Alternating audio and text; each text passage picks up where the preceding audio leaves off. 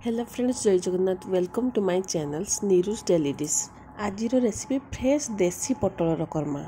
मुझे आपण मानक बहुत सुंदर भाव में बनैकी देखी पटल कर्मा और खायापी बहुत टेस्टी लगी था। मुझे 250 ग्राम पूरा फ्रेश देसी पटल नहीं।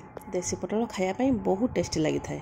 मसला मुझे नहीं काजू, पोस्त, जीरा, अदा, रसुण आ सबुतक को भिजेक रखीदे। जदि आपण मैंने मो चैनल नुआ आसी था एपर्यंत सब्सक्राइब करना ताहले सब्सक्राइब करनियंतु नुआ नुआ अपडेट पाइबा। देखिपे मुझे भाव में पटल और आलूर चोपा छड़े छोट छोट कर काटी नहीं। काटी ने मुझे भल भाव में पानी रे धोई दौची।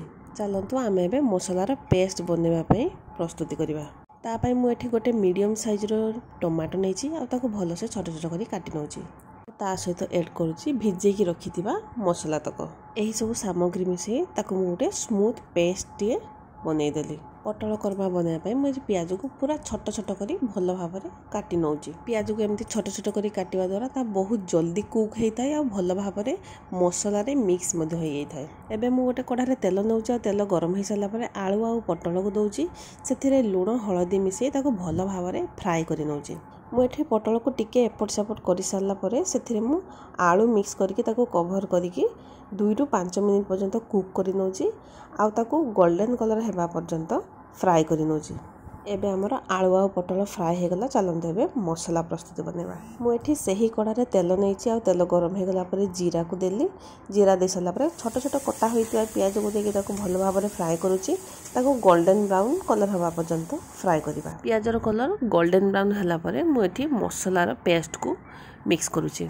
जेहेतु मुझे एका सहित अदा, रसुण, काजू, पोस्त आ टमाटो को पेस्ट करी से मसला को भल भाव में कुक करवा ना कंचालिया बासिबो। आमे सेते पर्यंत मसला को भले से कुक करवा जते पर्यंत मसलारू तेल अलग न हो जाए। मसला तेल छाड़ी सारे एबे से मसला पानी को टिके ऐड करके मसला को भल भाव में फुटे दूची। भल भाव में हो गला मुझे ऐड करुच्ची लुण, हलदी गुंड, जीरा गुंड, गरम मसला, लंका गुंड आ मेथी पत्र। तापर ताको भल से मिक्स करी 2 मिनिट पर्यंत कुक कर नौ। मुझे पटल कर्मा टिके स्वीटनेस आने मुझे हाफ स्पून चीनी ऐड करुच्ची। चीनी ये ऑप्शनल अच्छे, आप चाहिए चीनी ऐड करेंगे ना स्किप करेंगे। तापर मुझे आलू आ पटल को पकई 2 ରୁ 3 मिनिट पर्यंत भल भाव में कषि नौ। देखिपे आलू आ पटल भल भाव में कषि हो गला। मुझे गोटे कप पानी ऐड करुच्ची। पानी ऐड कर सारापर मुझे गैस फ्लेम को स्लो कर दूची। 5 ରୁ 10 मिनिट पर्यंत धीरे धीरे कुक करने छाड़ी दूची। देखो 5 ରୁ 10 मिनिट पर तार टेक्सचर आ कलर केते सुंदर भाव में आसी जाए। पटल कर्मा को भात, रुटी किंबा परोटा सहित खाइबे, यह बहुत टेस्टी लगी था। वीडियोटी भल लगी लाइक, शेयर, सब्सक्राइब आ कमेंट करेंगे। Thank you.